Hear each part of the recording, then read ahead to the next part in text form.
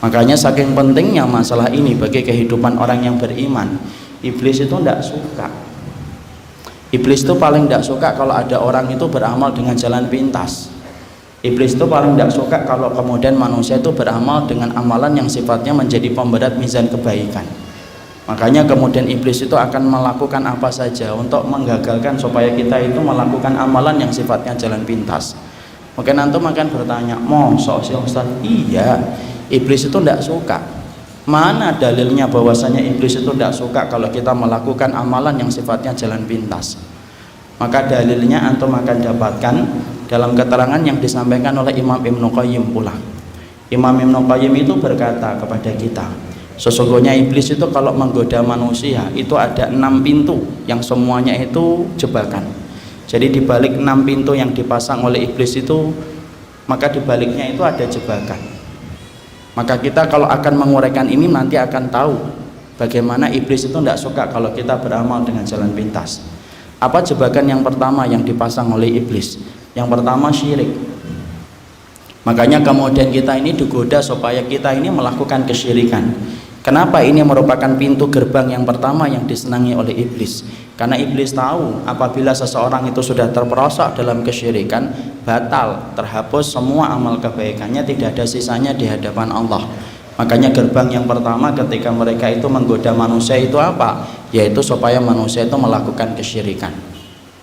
Kalau ana dan antum selamat pada gerbang kesyirikan, iblis itu tidak putus asa, dia memasang jebakan yang kedua.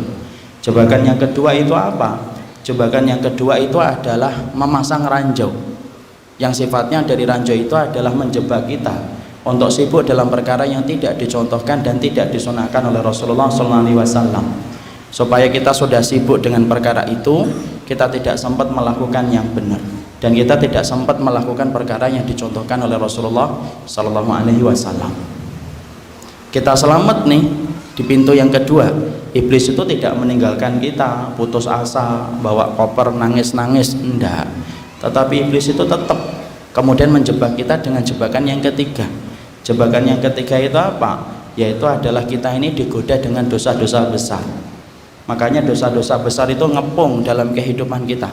Antum perhatikan ikhwan, dosa-dosa besar itu strateginya iblis itu gimana?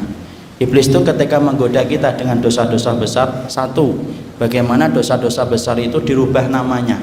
Dari nama yang dulunya menjijikkan kemudian dirubah namanya dengan nama-nama yang tampaknya tidak lagi menjijikkan. Supaya ketika kita tidak lagi memandang jijik dosa-dosa besar itu, akhirnya orang dan manusia itu bisa melakukan dosa-dosa itu tanpa dia sadari. Makanya perhatikan, hari ini dosa itu bereinkarnasi, dia berubah casingnya tetapi bentuknya tetap sama. Yang dirubah itu namanya supaya kita tidak merasa jijik. Contoh Ustaz, oke, contoh kita lihat kan, orang zina sekarang tidak disebut zina, disebutnya apa? ML. Padahal itu hukumnya itu adalah sama, zina, tapi kemudian dirubah. Karena kalau disebut zina itu kan kita langsung bergidik bulu kuduk kita ketika mendengar kata zina. Orang homo tidak dipanggil homo hari ini, disebutnya kaum pelangi, kaum LGBT, ya kan? Kalau disebut kaum pelangi kan tampaknya masya Allah pelangi gitu kan, LGBT tampaknya ilmiah. Padahal dulu ketika saya di SD itu menyebutnya itu hombreng, sudah hombreng saja. Dan itu kemudian berubah. Kemudian BTS tidak disebut dengan BTS, sekarang disebutnya apa? Kupu-kupu, atau kemudian wanita kupu-kupu malam. Sehingga kemudian orang itu memandangnya wanita kupu-kupu malam. Kemudian orang tidak merasa jijik. Makanya itulah yang kemudian kita harus pahami, dosa-dosa besar itu merupakan strateginya iblis supaya kemudian menjebak kita, supaya kita terperosok kepada dosa-dosa besar, dirubah namanya, casingnya dirubah, walaupun tetap itu adalah dosa-dosa besar yang sebenarnya itu dibenci dan dimurkai oleh Allah. Strateginya yang kedua iblis itu apa? Yaitu adalah bagaimana kita dibatasin referensi kita tentang dosa-dosa besar. Hari ini Pak, umat itu kalau ditanya apa itu dosa-dosa besar, referensi yang mereka sebutkan tentang dosa-dosa besar itu paling-paling terbatas. Kalau nggak mencuri, membunuh. Kalau nggak membunuh, berzina. Kalau nggak berzina, ya paling-paling kemudian minum khamr, tak. Kalau orang Jawa menyebutnya molimo, udah itu saja. Padahal dosa-dosa besar itu hanya 5 itu, Enggak. Kalau kita membaca Al-Quran dan membaca hadis, Imam Adz-Dzahabi itu menyampaikan setiap dosa apabila disertai dengan kata laknat maka itu dosa besar, dan ternyata dosa-dosa besar itu sifatnya ada berapa jumlahnya? Jumlahnya itu lebih daripada 70. Ada 70 dosa-dosa besar.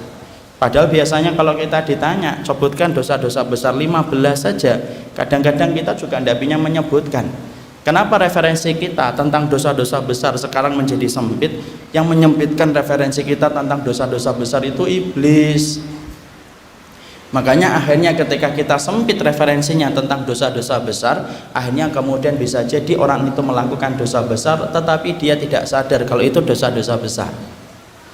Kalau kita selamat di jebakan yang ketiga, maka iblis itu akan menggoda kita dengan dosa-dosa kecil yang dianggap remeh. Jangan diremehkan dosa-dosa kecil. Dosa-dosa kecil itu sebagaimana Nabi mengatakan, iyyakum wa muhaqqiratid dzunub kama sali qaumin nazalu bi fulatin minal ardi jama'u lahu hataban fa auqadu lahu naron.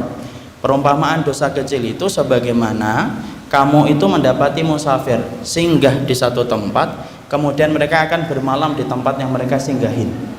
Mereka ingin membuat api unggun, mereka mengumpulkan ranting.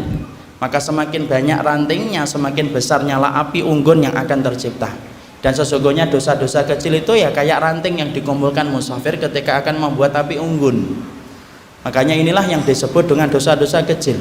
Makanya Syekhul Islam itu pernah ditanya, mana yang lebih bahaya, dosa besar tetapi disertai dengan penyesalan, atau dosa kecil tetapi tidak pernah menyesal? Maka Syekhul Islam itu menjawab, dosa kecil yang disesali, dosa kecil yang tidak disesali itu jauh lebih berbahaya daripada dosa besar tetapi disesali, tetapi tidak disesali.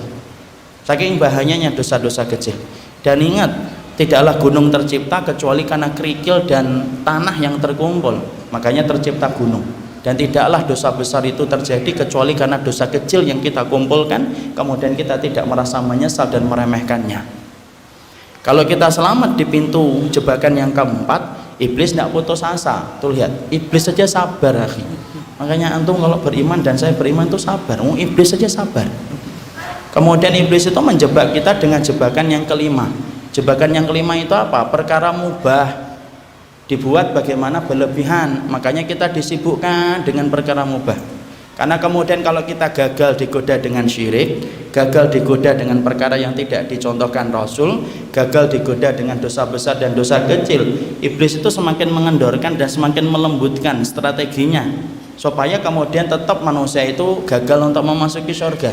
Makanya yang kelima, kita ini digoda supaya kita melakukan perkara mubah yang berlebihan. Contohnya apa perkara mubah yang berlebihan? Banyak.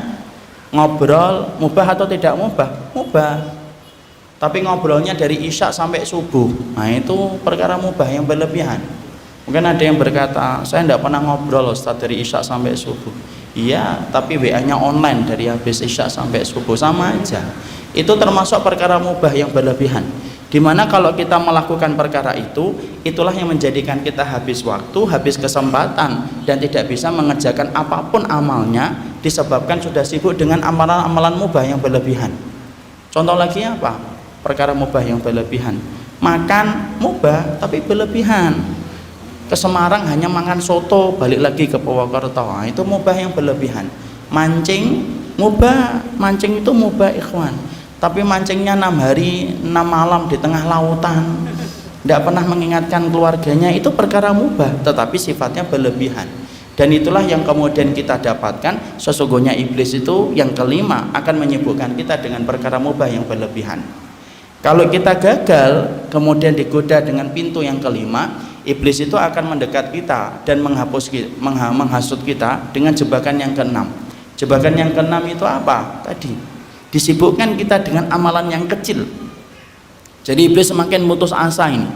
Makanya kita sudah gagal digoda dengan berbagai macam tahapan tadi, maka yang terakhir itu yang keenam. Apa yang keenam? Yaitu adalah digoda supaya kita sibuk dengan amalan yang kecil tetapi diluputkan dari amalan yang besar.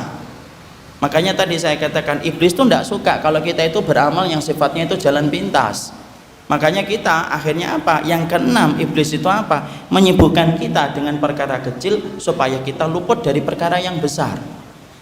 Bagaimana contohnya Ustadz? Banyak.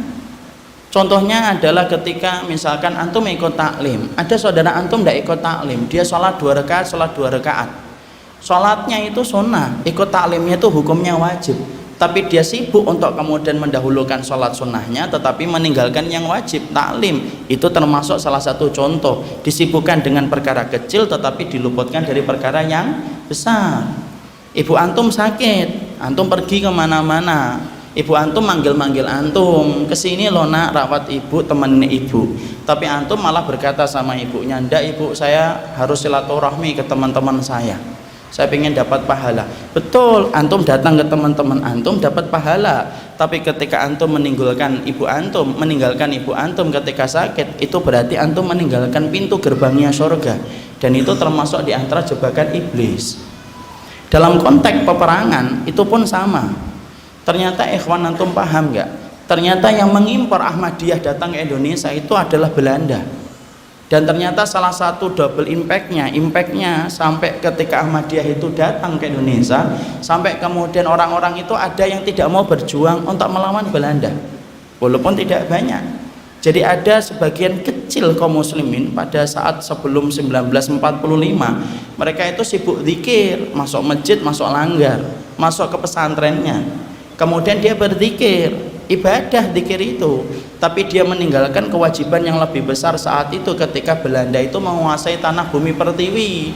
Padahal amalan yang paling utama itu apa? Jihad di jalan Allah.